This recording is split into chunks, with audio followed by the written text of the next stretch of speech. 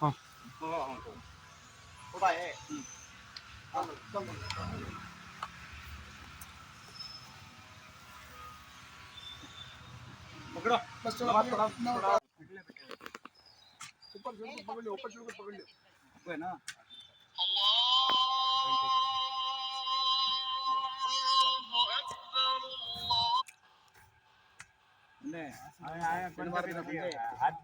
ಉದಯಪುರದಲ್ಲಿ ಯಾವುದೋ ಒಂದು ವ್ಯಕ್ತಿಗೆ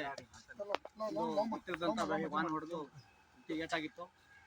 ಆ ವ್ಯಕ್ತಿನ ಆಸ್ಪತ್ರೆ ತಗೊಂಡೋಗಿ ಚಿಕಿತ್ಸೆ ಕೊಟ್ಟ ನಂತರ ಮೃತಪಟ್ಟಿರ್ತಾರೆ.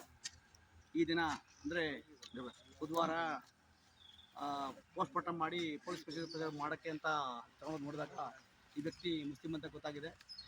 ಹಾಸನದಿಂದ ಚನ್ನಪಟ್ಟಣದಿಂದ ಮುಸ್ಲಿಂ ಬಾಂಧವರು ಈ ಪಕ್ಕದಲ್ಲೇ ಇರ್ತಕ್ಕಂಥ ಅವ್ರ ಸ್ಮಶಾನದಲ್ಲಿ ಅವ್ರು ಏನು ಬೇಕೋ ಅವರು ಅಂತಿಮ ಸಂಸ್ಕಾರಕ್ಕೆ ಬೇಕಂತ ರೀತಿ ರಿವಾಜುಗಳು ಮಾಡಿರ್ತಾರೆ. ತದನಂತರ ಅದೇ ಬಾಡಿನ ನಾವು ಚನ್ನಪಟ್ಟಣದ ನಾಗೂರು ರಸ್ತೆಯ ಇದು ಮುಸ್ಲಿಂ ಸಮುದಾಯ ಪಕ್ಕದ ಹಿಂದೂ ರುದ್ರಭೂಮಿನಲ್ಲಿ ನಮ್ಮ ಹಿಂದೂ ಸಂಪ್ರದಾಯ ಪ್ರಕಾರ ಅದನ್ನು ಸಂಸ್ಕಾರ ಮಾಡ್ತಾಯಿದ್ದೀವಿ. ಇದಕ್ಕೆ ಸಹಕರಿಸಿದಂಥ ಪೊಲೀಸ್ ಇಲಾಖೆಯವರೆಗೂ